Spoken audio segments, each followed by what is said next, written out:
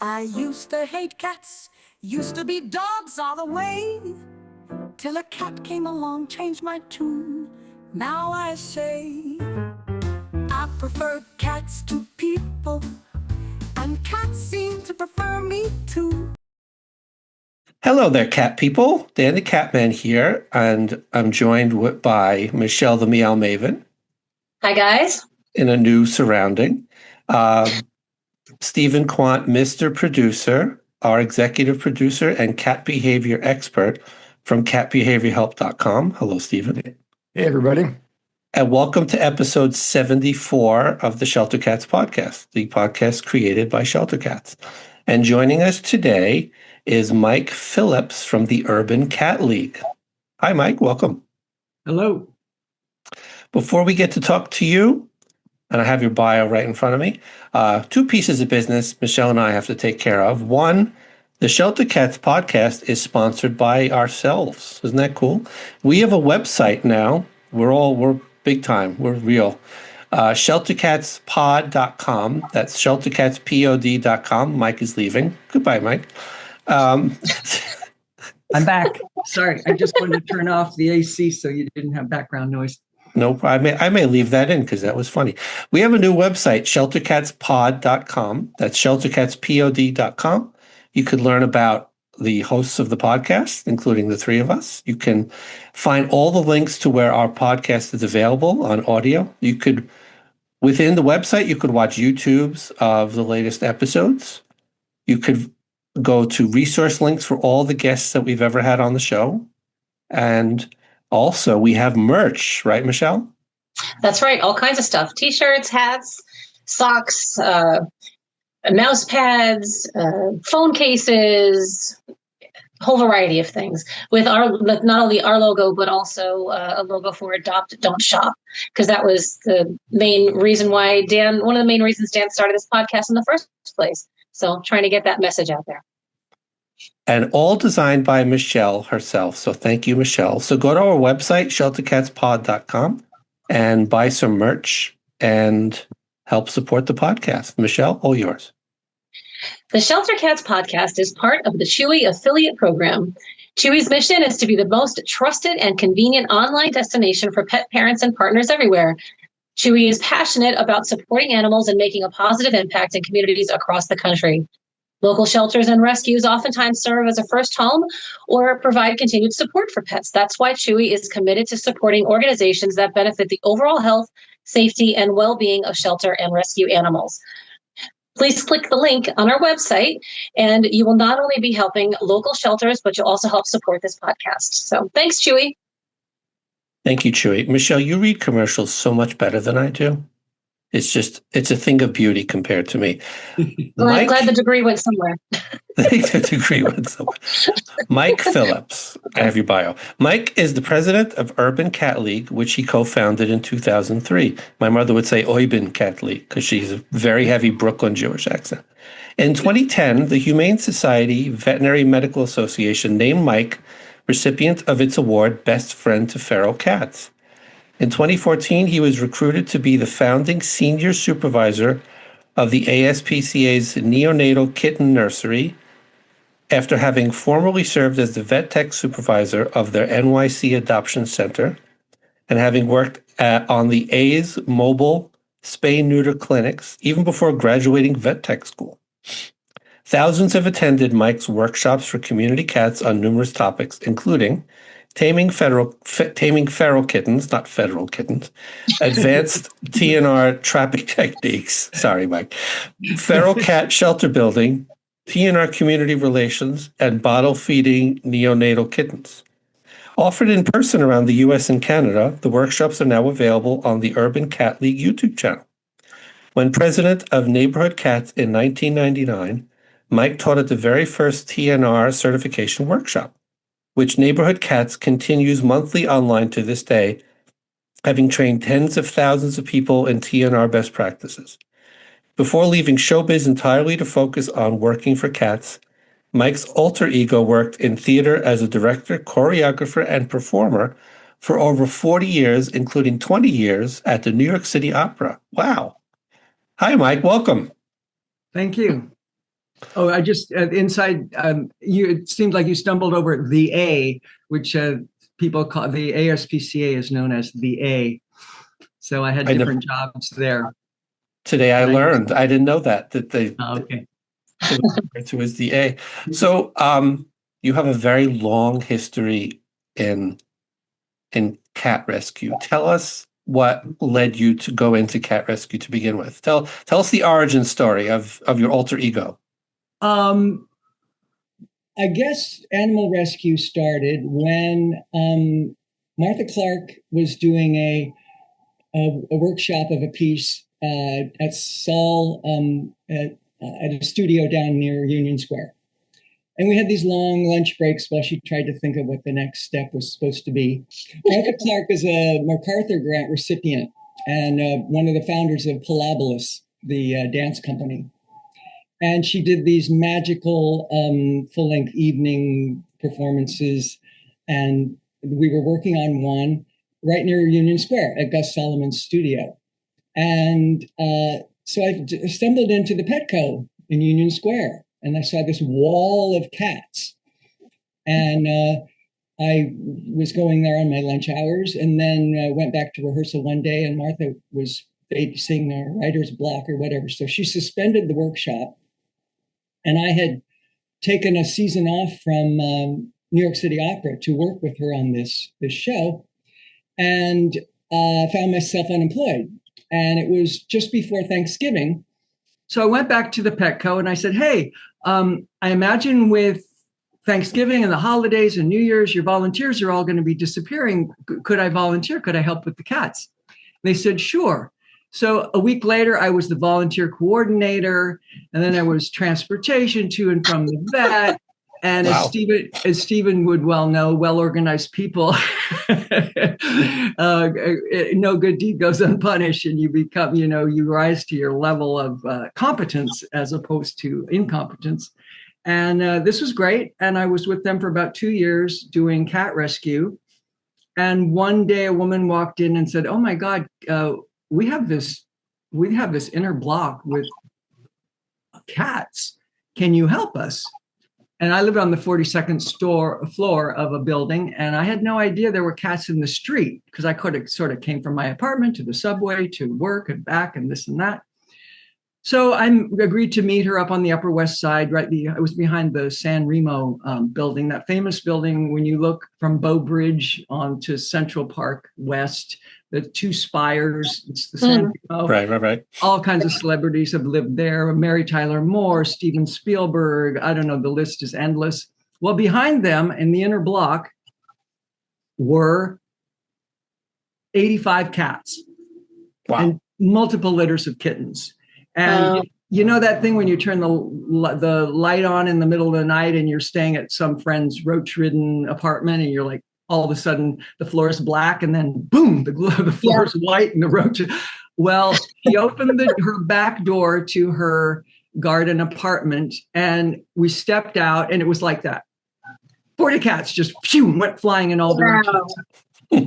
Well, I had absolutely no idea.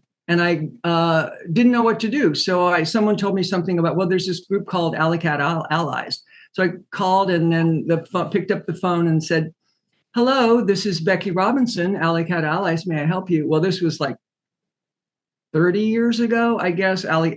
Becky Robinson has retired and didn't answer the phones for 20 years at Alley Cat Allies. This is how early on it was in Trap, Neuter, Return. And she connected me with Ruth Sharp, who was one of the founders of Neighborhood Cats, which had only been in existence for like less than 6 months. Fast forward, a group of us broke off from Neighborhood Cats. We started our own group in Hell's Kitchen. Neighborhood Cats was founded uptown in the 90s. And a group of us broke off and started a group in Hell's Kitchen. And that's how it all started. It's all Martha Clark's fault. Now, how did you and Stephen meet? Stephen and I met. I want to. Was it 40? Could it be? No. No. 30 years ago, probably. Yeah. We both were freelancing. He We're was not that old. Okay, I'm 10 years older than Stephen. I won't drag him down with me. I don't believe it. We were working independently. He as a lighting designer, and I as a director choreographer. And we were both approached. Well, he was approached previously. He had a history of working with this group called the New York New Music Ensemble. I was approached to direct a piece for them. And Gene Copperroot, the clarinetist, brought us together. And I suggested both of us to do this piece by another MacArthur Grant recipient, John Eaton, a composer, a quarter tone composer. If you don't know what that is, we sing do, re, mi, fa, sol. He says da. He divides in between each tone 4 other tones. Crazy. My worst nightmare. Yeah, interesting music. Well, we had a huge hit. We did it together, and that was our first. We did it at the kitchen, and it got great reviews. And so then we were asked again, probably 3 more times, to do pieces for the New York New Music Ensemble. And then the group kind of stopped doing that much theater, and we drifted apart.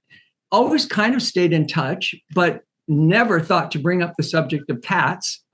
And then one day, I don't even know how it happened. Did we run into each other at the ASPCA or something? Or how we figured out we were both deeply, waist deep in cat work and issues and things. And it was like, what? How did we not know? But we didn't.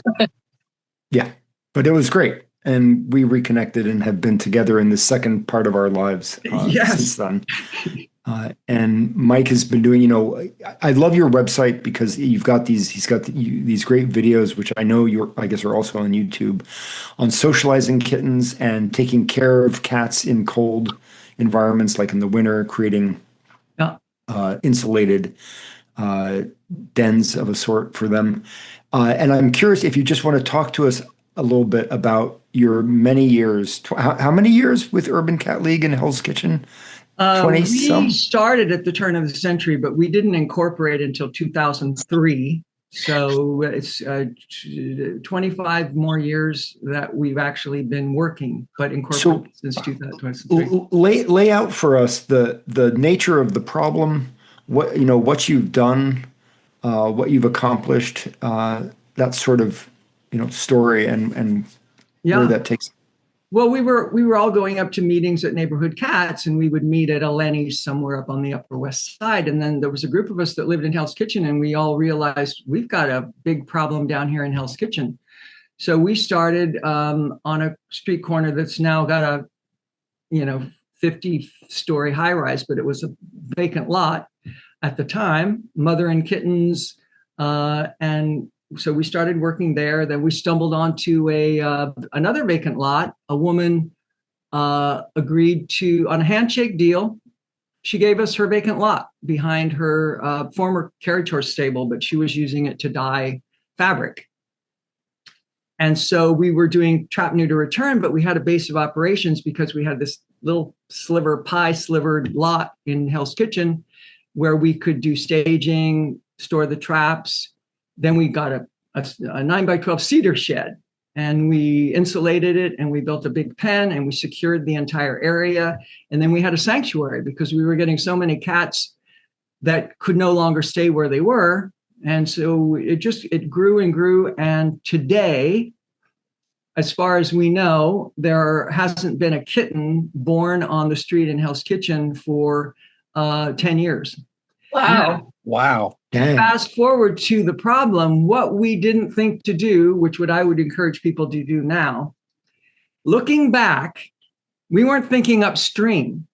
When you have a huge colony of cats, the work is clear cut right in front of you. Oh, we've got to spay and neuter, and we have to stop the reproduction. We have to do this. We have to get the adoptable ones adopted. We have to figure out where we're going to continue to take care of the ones we have to return. We should have been thinking, what's the source of this problem? The source of the problem is people. and landlords that don't know what to do when somebody moves out and leaves a cat behind. The answer is not open the door and put it out onto the street. So what we've been trying so hard, I'm kind of switching, I'll circle back, but now we've realized we should have started 25 years ago working on the problem. We got all the cats spayed and neutered, but we now, every week, we have 1 or 2 cats thrown out onto the street in Hell's Kitchen. So we're scrambling to make sure they're all tame. They're domestic cats. They're never neutered. We assume they were never vaccinated. We get them vaccinated. Now we try and get them adopted after we spay them so that they don't start creating a huge colony. What we should have done 25 years ago, we should have gone to our council member, our community board. Now with social media now, you see like every time there's a hiccup, there's a social media post. Oh, seniors, come pick up your holiday pack here, toys for kids. A new tree was planted on 43rd Street. They're constantly doing this social media. Where are the posts about responsible pet ownership? Where are the posts about, hey, landlord, if your tenant moves out, here's the responsible way to deal with the situation. Here's where you call. I've tried calling 311 and testing them out. It isn't foolproof. A lot of times they cannot find the answer to an animal-related problem. But so what we're working on right now, I'm just trying to work with the Mayor's Office of Animal Welfare, different groups. I'd like to create sound bites, things that any council member, any block association, whatever, they could put it out just as social, not branded, like not so specific that they can't just plug it in, but tells people where you get low-cost spay neuter, what's the this, what's the that, what are the nuts and bolts to prevent feral cat colonies, anything that would prevent a cat from landing on the street, or a dog, or a bunny, or a turtle, God forbid, who knows what's out there that we don't even know about.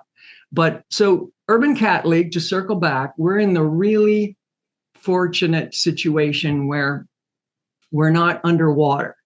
We don't have any more. We brought all of our large feral cat colonies down to 0. We're like trying to find out every cat that's out there. So I just discovered there's a basement full of cats on 49th Street.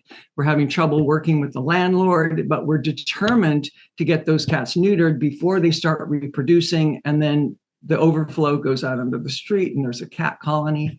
But it's, we should have been working on both levels all along, but we didn't even think of it until we got all the cats neutered. And now, okay, what's next?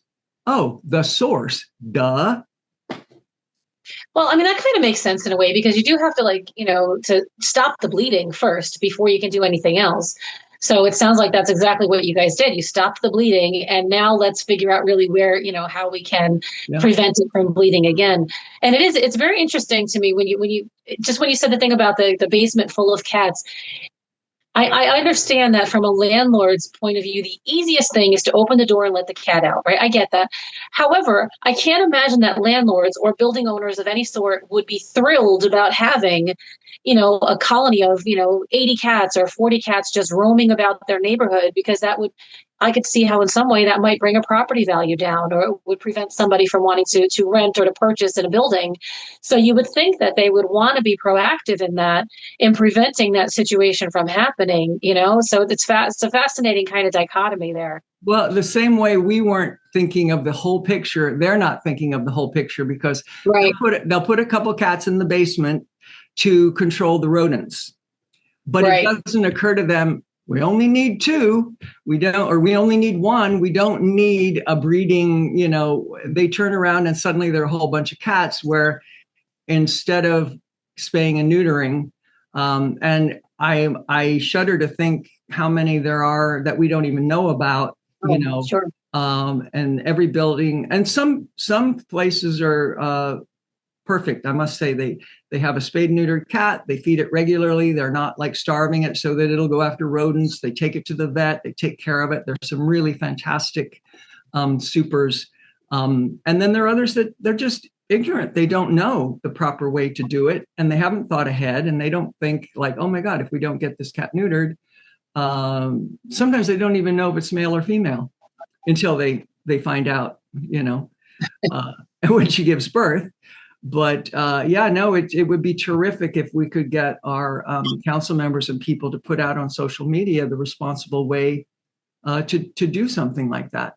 Now, do you think? I know in New York, I believe Stephen might know better than I do. I don't think animal care centers will come out for an animal unless it's confined.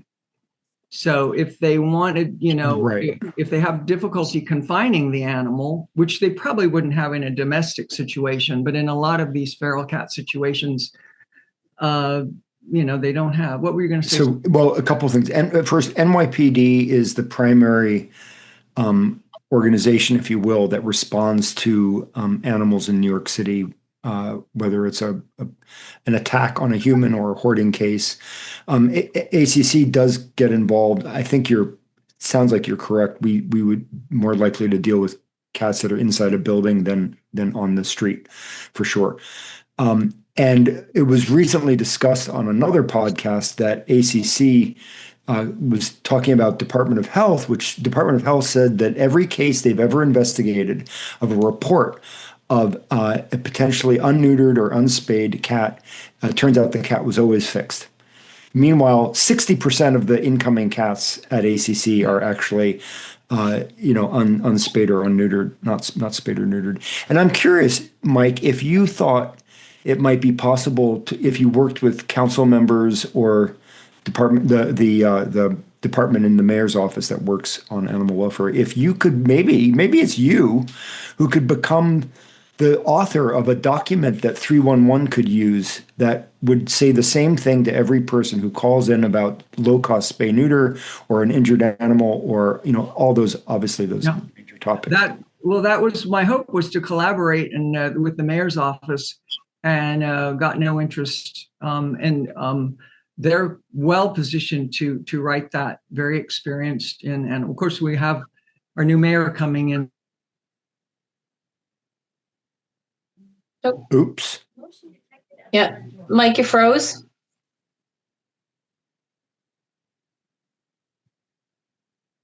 Edit. Dan, if we have to get him out and back in, can you merge recordings? Yeah. Which incidentally, the mayor's office of mental welfare has no budget, so they really they're very limited in what they can and can't do. I would hope the new mayor would augment that and give it a budget and give it some more clout to actually take some positions and make things happen. It's there, so we have a start, but it really needs to be made a full-fledged office.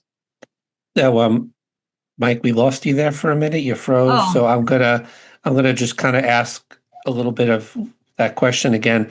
Okay. You were talking about the incoming. We're recording this in mid-December, a snowy mid-December day, and there's a new mayor coming into Manhattan.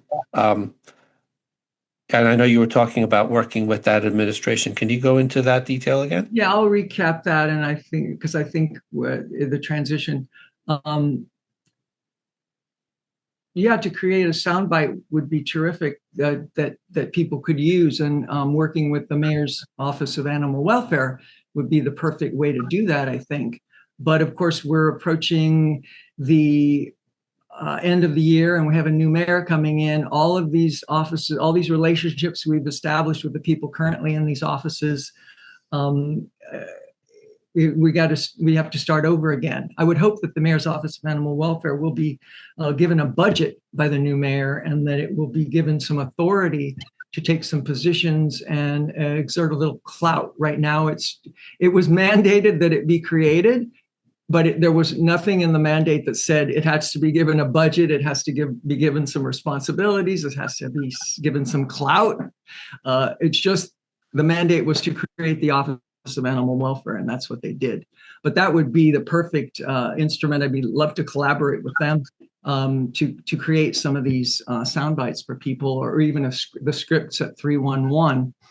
But they're fully capable of doing it without me. We'll see. We have a similar situation at Rikers Island, there are over 300 free-roaming cats on the island. And the volunteer employees there have been working really hard doing TNR for years. We finally got the sub-commissioner. There are a lot of commissioners. It's not the commissioner of the Department of Corrections, but the commissioner of health out there gave us the authority and sorry, let me start that sentence over again. The commissioner gave us the go-ahead to create a sanctuary so that we could separate the cats into this very large, huge softball field. We would have trailers with kitchen and food prep, and we could create like a really Disneyland for cats in this huge softball field. That guy's retiring. There'll be a new mayor. There'll be a new appointees. So hopefully, this go-ahead that we got will stay, and we won't have to like renegotiate the whole thing. But this is a pivotal time for people when things change. All those things that it's never going to happen. Knock on that door again. You might get a response that you didn't expect. And just for our listeners. Sorry, I was going to say for listeners who aren't from New York City and don't know what Rikers Island is, it's the city jail. So that's actually my question. I've talked with Dan about this before. I've heard of there's at least one other prison in the U.S. that I'm aware of that incorporates cats with the prisoners as a sort of rehabilitation, and it helps the cats get socialized. It helps the prisoners focus and kind of take care of something bigger than themselves. Do you think there's any thought or any possibility that something like that could happen? Because I love that idea. I think that is such a beautiful, beautiful idea where the cats win and, the prisoners win and, the community wins. It's kind of. That is the plan. To begin with, it would be at the cat sanctuary, the daily care, the feeding, the cleaning up, and it would be with low security inmates. And there's at Rikers, people are supposed to have a short stay. It's while they're waiting for their trial. It's not like you're there for 50 years. Right. So, but an inmates program is part of what was approved by the current commissioner of health, and he's been very responsive. And we hope that by after December 31st.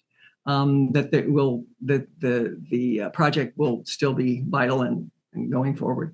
Oh, that's exciting. I'm happy to hear that because I love hearing of programs like that where it's like, really just everybody wins. Somebody benefits from it at every level of that, Yeah, it's sort of an extreme level of what happens with every level of animal rescue. I think it brings out the better qualities in people, the collaboration, the caring, the compassion. Even a simple cat rescue, sometimes you'll have five neighbors, looking under a car or up inside a car trying to rescue a kitten. And I think it's, we get a much better side of the deal than animals do. Humans benefit so much from animals. I hope animals get 1/10 of what, the benefit that we get from serving them, being loved by them and loving them. Yeah, agreed. For those that are not in New York City, what part of Manhattan constitutes Hell's Kitchen? Hell's Kitchen is Midtown Manhattan on the west side on the Hudson River. And it's south of Lincoln Center and north of the Village in Chelsea.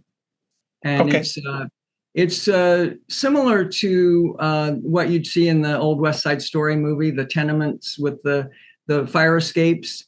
And it's one of the last parts of Manhattan that's been zoned. There will never be any high-rise buildings there. It's great because it's the one the sun gets in all around. Anything from the east, it's sort of the sun comes and goes as it comes in between the skyscrapers, a little sliver of sunshine. But as the sun sets, we have uninterrupted sun coming from the west across the Hudson. And you've been, in your 30 years, involved in cat rescue. That's a very good, interesting point that Hell's Kitchen is the only area not zoned for high-rise buildings, because you were mentioning that there was an empty lot that now has a high-rise building. What changes have you seen in not just cat rescue, but like the state of the homeless cat population crisis situation in Manhattan? What can you comment on what it was like when you began versus now, the changes that you've seen? Are there more cats, less cats, that kind of thing? Can you comment on that? I think the only difference now is there's a hope that the word is getting out that the animal rescue is being done on the backs of private individuals, and they aren't getting supported. They don't have the support they need. You got all this free labor, people, very more than willing to donate their time, trapping and spaying and neutering, but there's not enough spay neuter. I was fortunate enough when I was president of Neighborhood Cats, we started the first trap neuter return workshop. That was like 25 years ago. And it still continues, as you read in my bio, it's still done every month. Well, over at the point where there were like 20,000 people in New York that had taken the workshop, they had exhausted the ability for the ASPCA to keep up with the amount. So rather than the city stepping in or another group stepping in and say, hey, we'll bolster that, we'll provide it. We've got all these people wanting to spay neuter these cats.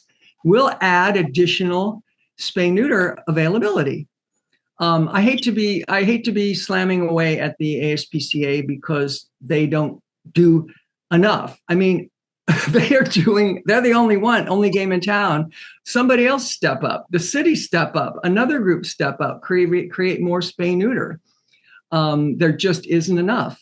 And now in the last year or so, I'm seeing more. I don't know whether it's because it's where I'm watching when on social media, maybe it's the general public is not seeing at all that the rescue community is drowning and they need help. I know you guys have covered Flatbush Cats, and Will is a wonderful spokesman for just nuts and bolts. This is the way it is. This is what's happening. You need more. You can't just rely on private individuals to be doing the animal rescue. And I'm hearing that more and more. I hope it's not just where my ears are positioned, and hoping the whole world is hearing about it more. But I'm hoping that New York City is going to step up and start not relying on a nonprofit that they set up to handle the situation, but actually funding things properly and stepping up and bolster the support for the systems that are there. The systems aren't really so much at fault. It's just they're so underfunded, and the ability to actually. Oh, what I started to say was when too many people were bringing in cats, you have to have the certification of that trap neuter return workshop to use the ASPCA free spay neuter. So rather than find a way for the city finding a way to give more people access, they just stopped, not the city, but they stopped teaching the workshop. Stop teaching people to do TNR because they had too many people knowing how to do it, too many people bringing cats. That's not the idea of the solution. No. You teach people to continue, they'll find a way. Urban Cat League, we have relationships with private vets. It costs us, but we all had day jobs. We couldn't be out there at 7 a.m. With a cat and then pick it up in rush hour at 4:00 in Queens. There's nowhere in Manhattan for spay neuter other than using a private vet. So we created relationships with private vets, give us a discount. We're still paying $150, $180 per cat, but it's cheaper than getting an Uber to take trapped cats out to Queens or Brooklyn or the Bronx, and then getting back in rush hour and getting them back. That would be more than $180. So we're actually, we chose to pay for it. But you have to be very creative to find some spay neuter that you can afford, especially when you have a colony of 60 cats. What are you going to do? And the public is, they don't even have any of the resources to know what to do. And one of the things I think that is happening in New York and around the country is vet care. Vets are taken over by corporate entities, and vet care is getting more expensive. I know that the dog population at ACC has been growing way beyond when I started in 2019 with ACC, and we've learned we cannot adopt our way out of that problem. It seems, No. It's just not working. One of the points I made, we had 8 hours of testimony in front of the health department about the animal issue, and one of the key things that came out of it is we need a Department of Animal Welfare that's not underneath the Department of Health, because animals are always going to get short shrift.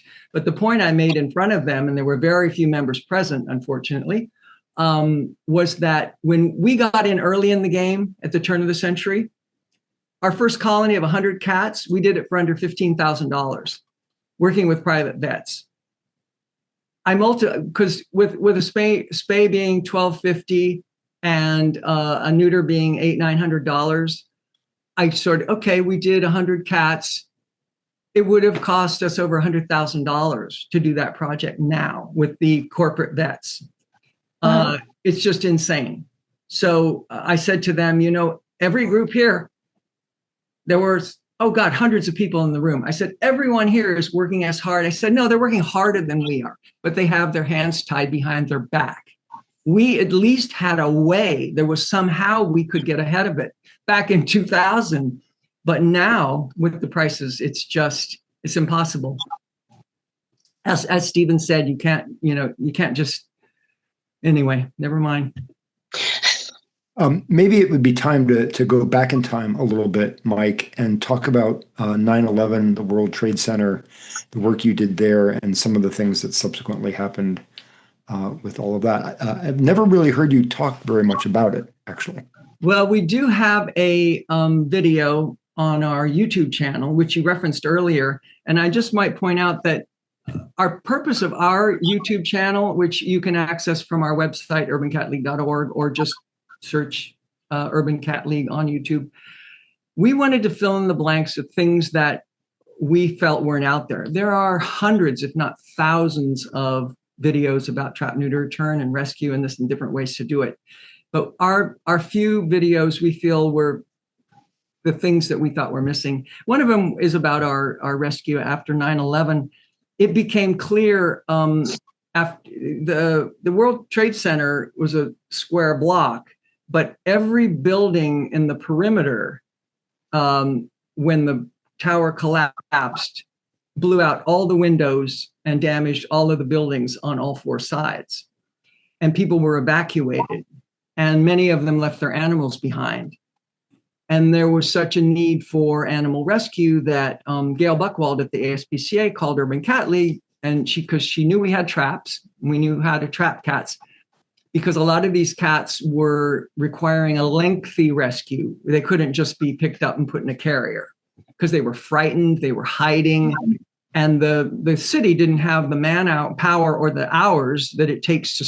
Anybody who's trapped a cat, you're off the clock. It might happen in 5 minutes. It might happen in 5 days. It might be 5 weeks. You just have to, do it. So we got clearance to go down there, and we found an animal in every building we could get into. Most of them were padlocked. People left, closed the doors. And unfortunately, all the information from the city about who owned the building, we'd call people to try to get access. They say, oh my God, we haven't owned that building for 30 years. We sold it to this person, and so it changed it. The city records were very out of date as to who to access to get into the building. Anyway, we have some. Kath Newcomb had brought a camera with her. She's a documentary filmmaker, and she brought a camera with her on some of our rescues, and that short video is up on our YouTube channel. But what became clear, with the Klieg lights on 24 hours a day during the rescue and what they called the pit, they were seeing all these animals roaming the streets. Well, they'd always been there. Oh, animals, mostly cats and rats. But they'd always been there, but they'd been hidden at night. Well, the feral cats, I guess, decided after the Klieg lights were on 24 hours a day, after a little while, well, we have to come out to eat, do whatever. So they were asking us to rescue what they thought were domestic cats, but they were actually feral cats that were living in that area. And we went inside different places.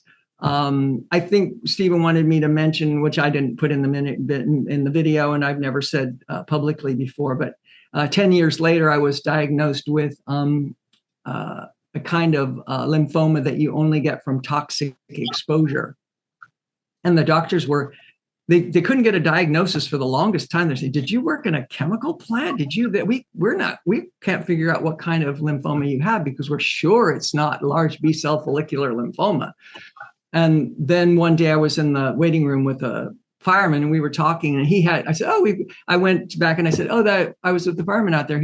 We have the same kind. They said, well, yeah, he was at 9/11. I said, I was at 9/11. We were doing animal rescue. So that was a slam dunk diagnosis. Anyway, I'm perfectly healthy now. Not perfectly healthy. It's uncurable, but I've had several treatments that keep me in remission. I'm in remission currently with this space age treatment called CAR T cell therapy, where they attach to each of your T cells, they attach an antigen, which attacks the lymphoma, which is just insane. I could talk about that for an hour and I still wouldn't understand what I was explaining to you, but it's it's amazing what they can do with, fortunately for me that I'm one step ahead of my health has stayed one step ahead of what's available. I'm curious how long you've been in remission for, how long you've been treated for this cancer, but I have another question to add on to that. And you would think it would be obvious, but it's not obvious to me. When all those people left their cats behind after 9/11, my question is, well, why didn't you just grab your cat and take them with you? I mean, I can't imagine not doing that. Well, many of them probably were at work and they weren't allowed to go home. Right. I mean, that's the Pollyanna version. I'm sure there are people that just didn't even cross their mind. They just left in a hurry. I have, I can't put my hand. I have these orange bags, cat bags. They're designed specifically for escape and rescue, because you don't always have the carrier and the cat and whatever. And most of my cats aren't that agreeable to say, "Here, kitty, come get in the carrier." But yeah, it's something you need to think about because it's not only, it could be something like just an apartment fire across the hall, but you don't want to be kept out of your apartment. And I imagine a lot of people probably had to make some very difficult decisions on that day because, I have 3 cats at home.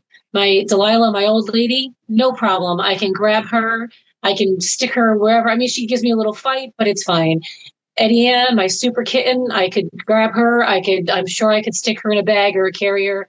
No problem. My little Chi-Chi, she's a scaredy cat. And as soon as any loud noise happens, she's gone. I don't see her for 2 days. So, at that, and I would be devastated if I had to leave her behind. But, if it really were an urgent, super life or death situation where either I save myself and the 2 I know I can grab, or I stick around and I try to rescue the third one, how am I going to get her? I'm never going to be able to get her. I'm kind of getting, teary just even thinking about the idea of having to face that decision. And I'm sure thousands of people on that day had to face that same exact decision. You grab what you can, you save what you can, and you go. Horrible.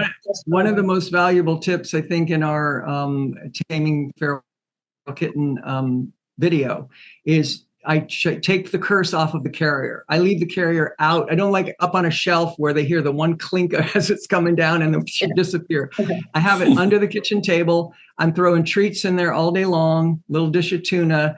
They go there. It has the most comfortable bed is inside that carrier. They take turns going in there, and it's a known commodity and it's a trusted commodity. And then if once, twice a year, they have to go in there and go to the vet and back and forth. I thought, well, that worked once, but within 3 or 4 days, they're right back in there sleeping and eating, taking the treats and everything. But that's probably the most valuable tip I could give anybody, is just take the curse off that carrier and make it a part of their daily life. Just leave it out all the time. Leave it out all the time. Great advice. Yep. Wow. So we wanted to talk about what stuck in my mind is you said you haven't had a kitten born in Hell's Kitchen in what period of time? We think 10 years. Part of what you alluded to earlier is part of the reason. The central part of Hell's Kitchen is completely built up, and the perimeter, the parts that weren't, are now kind of like what's Hudson Yards. There's not a vacant lot left anywhere. The cats used to always gravitate to the railroad tracks, and the railroad tracks were exposed at many, many places up and down the Hudson there on Hell's Kitchen. Before 9/11, we were always going down on the hillside, setting traps. There were homeless people living up in under the street, which was relatively warm and apart away from the elements. And they'd watch traps for us. And we had a little flag pulley. And when the cat was in the trap, they'd pull the flag, and the flag would go up, and we knew to come get the cat. After 9/11, you couldn't go there. If anybody doesn't know, the Port Authority answers to no one. They're judge, jury, and convict, whatever the word is. They answer to no one. You can't go? No, we won't give you access. You have to jump through hoops to get access. So as they sealed up, they took the air rights over the railroad tracks. Most of Hell's Kitchen now, the cats don't have access down to the railroad tracks. So we still find cats over in Hudson Yards area because there are a few vacant lots. But the place, like the Upper West Side, has also doesn't have large feral cat colonies, to the credit of also Neighborhood Cats that was working there. But also it's not as hospitable. Cats don't disappear into the fabric of the neighborhood. They're like, you find them around garbage cans. You find them asking for help, especially first generation on the street, domestic cats. They know to cry and ask for help. It's that second and third generation that are born on the street.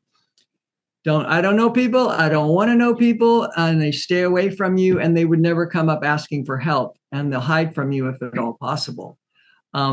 So it's places like the Bronx and Queens that have these large sprawling spaces where cats can reproduce, just disappear. People don't even know they're there until they're 20, 30, 40 in a colony. We have a slight advantage of, as we got it under control, the hospitable spaces for cats kind of evaporated little by little. It's not like we're not total wizards. We like to think we are, but no, the real estate was helping us to get the situation under control.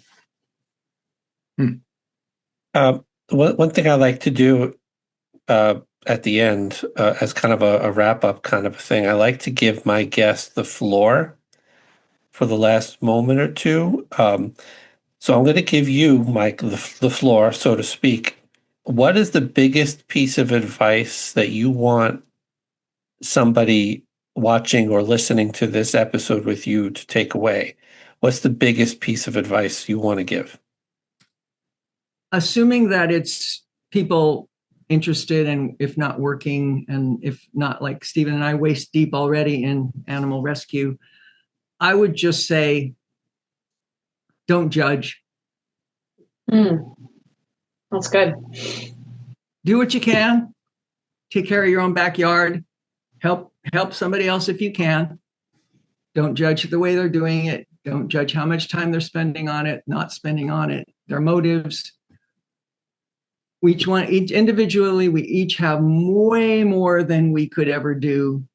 So just spare yourself for your own well-being. Don't judge other people, how they're doing it. If you can help them, get in there and help. But also don't be afraid to respond. my guru says, respond fully without entanglement. Don't, when the phone rings, don't cringe like, oh my God, I don't even want to answer the phone. I don't even answer the phone, hear it out. Maybe it's something you cannot help with. Don't feel guilty. Help if you can. If you can't, you can't. Don't spread yourself so thin that you're not making any effect at all. Try and guide that person to help if you can guide them to help. But don't get entangled where you promise you will, but you can't. Don't lead them on. Don't, because that's you're not helping them. You're wasting their time. If you really can't help them, be honest, because you're wasting their time, because they might be able to find it somewhere else. But don't feel guilty about it. You're probably working harder than you can do anyway. I don't know. I just think everybody's trying to get through the day. Give them the benefit of the doubt, and don't judge. Just do your thing. Mike, it's so important that you said that. I just want to finish up with this one thought. I counsel so many people who are potentially surrendering a cat, and I talk about the three emotions that people feel: guilt, failure, and grief. And I try and take away the guilt and the failure aspect of it and talk about their affirmative decisions that they're making on behalf of this cat and their family, and just let them have the grief part of it. Yeah. Right. Process the grief, but not the guilt and not the failure. Yeah. So many people I know working and here I'm judging after saying don't judge, but they feel that the cat is better off with them no matter what. And that's not always the case. The cat might have a wonderful life. You're saying that, with you, too many cats in your house, rather than take it to animal care center, that it's going to have a better life with you. Well, I'm judging. I don't think so. And you know how many people say, I don't want to take my cat to the city shelter because I don't want that fate. And it's like, well, young, healthy cats right now are adopted at ACC within 2 to 3 days. Yeah.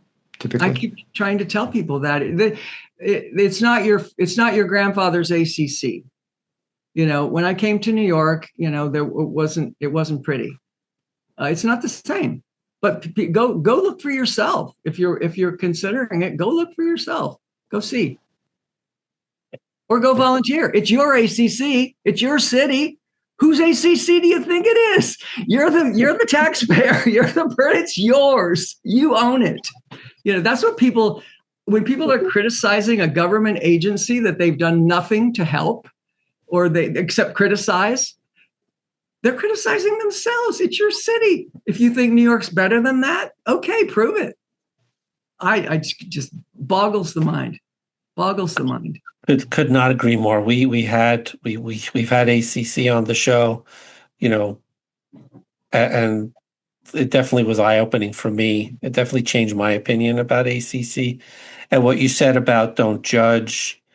Yes. We as podcasters, me as someone who's dabbled in rescue where I am on Long Island, we've all faced the judgment. We've all faced the having to say, I can't help with that, or I think it's just very, very good advice. We've dabbled with having an episode on bullying and cat rescue.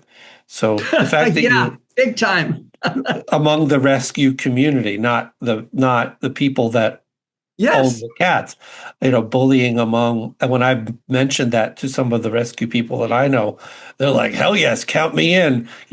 We could have up to 50 people on this platform. We could have a huge, my head will explode, but we could have a huge, we would have a huge following. So the fact that you said, don't judge, and if you can't, you can't, I think are two very, very, that should go right under adopt, don't shop. Adopt, don't shop. If don't judge, if you can't, you can't. I think those are very, very good points. So how can people find the Urban Cat League? Plug away. We have urbancatleague.org, oneword.org, and we have a website. It has a lot of information, links to our YouTube channel. We're being of a certain age. I'm 70, and I'm sort of we're all right around the same year of birth, our founders. Interestingly, Stephen, the first time I ever heard anyone talk about email, we were in the kitchen in Chicago at those lovely people's house that were hosting us for the Peer Gynt, or Yeah. what? No, it was the second. Anyway, and they had a son that was living in Hong Kong, and Stephen said, "Oh, well, have you tried email?" No one in the room had ever heard the word email, and Stephen educated us all on what email was. Well, he's 10 years younger than I am, but we're not great at social media. We're not good at Instagram. I mean, does anybody remember MySpace, the precursor of Facebook? Sure. Yeah. So you're not going to find Urban Cat League as a vital. We occasionally, like I did a whole series on a cat, Abby, that I was socializing, and I did regular installments on Instagram of her progress. But you're gonna have to go to our website if you're gonna find us, probably. So urbancatleague.org. Michael Phillips, thank you so much for joining us. Definitely been a great conversation. Thank you for joining us. This has been episode 74 of the Shelter Cats podcast. Our website is sheltercatspod.com, because I let Shelter Cats podcast go. So it's sheltercatspod.com. You could learn about us, go to our links, buy our merch. To book an appointment with Stephen, our producer, cat behavior expert, catbehaviorhelp.com. He has a questionnaire where you can fill out all of your information about your troubles, and Stephen will help you with your troubles. We'll help you with your cat's troubles and with your troubles as well. Stephen's been good with advice for me personally and advice on my cat. So he'll help your troubles and your cat's troubles. So go to catbehaviorhelp.com. You could book an appointment. You could fill out a questionnaire. He does virtual and in-house visits, although he hasn't come over here yet. I don't think he wants to come to Long Island. Whenever I say Long Island, he goes, "You're outside of my radius, my travel radius." You're welcome to come visit. I have 6 in my. You want to come visit? He's like, "When do you come to Manhattan, Dan?" So, no problem. We'll come out there. Michael Phillips, thank you so much for joining us. Thank you, This Dan. has been Thanks, episode Michelle. 74, and we'll see you in the next episode. Thanks, Mike. I used to hate cats, used to be dogs all the way, till a cat came along, changed my tune. Now I say I prefer cats to people, and cats seem to prefer me too.